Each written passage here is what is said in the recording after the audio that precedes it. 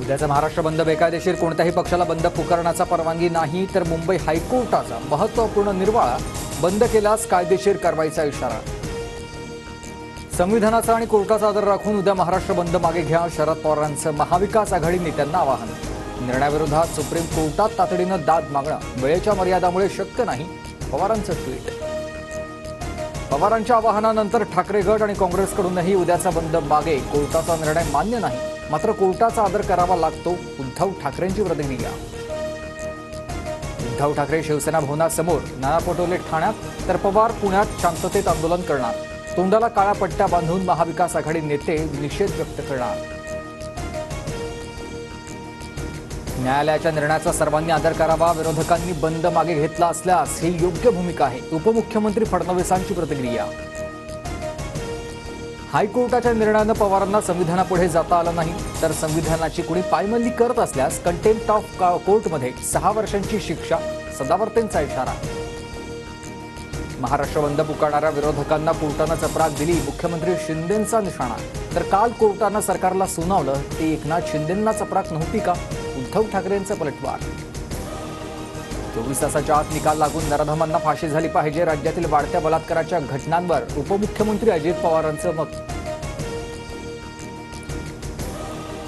कोल्हापुरात भाजपला धक्का, समरजित घाटगे तुतारी हाती घेणार. 3 सप्टेंबरला शरद पवारांच्या उपस्थितीत कागलमध्ये पक्षप्रवेश, फडणवीसांना भेटून निर्णय घेतला. कार्यकर्ता मेळाव्यात घाटगेंचं वक्तव्य.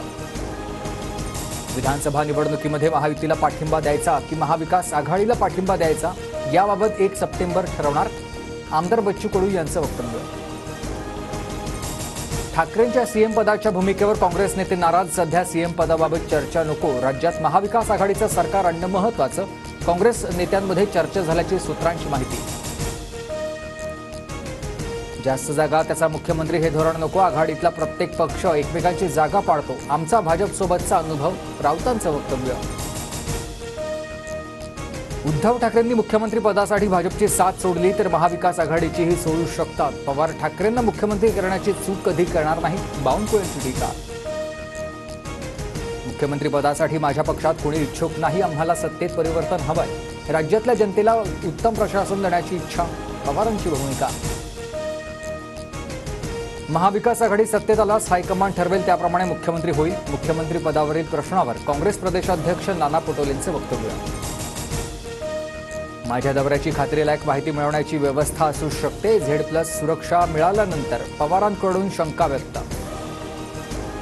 मनसेकडून राजू उंबरकर यांची उमेदवारी जाहीर, वणी मतदारसंघातून उंबरकर विधानसभा लढणार, यवतमाळमधून राज ठाकरेंची घोषणा.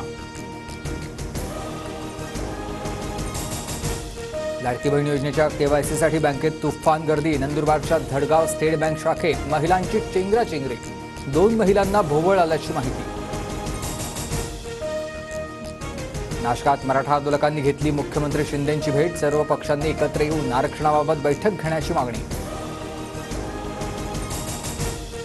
स्थानिक स्वराज्य संस्था आणि ओबीसी आरक्षणाबाबत आज सुनावणी नाहीच, विधानसभा निवडणुकीनंतर सुनावणीची शक्यता, कोर्ट लवकरच सुनावणीची तारीख जाहीर करणार.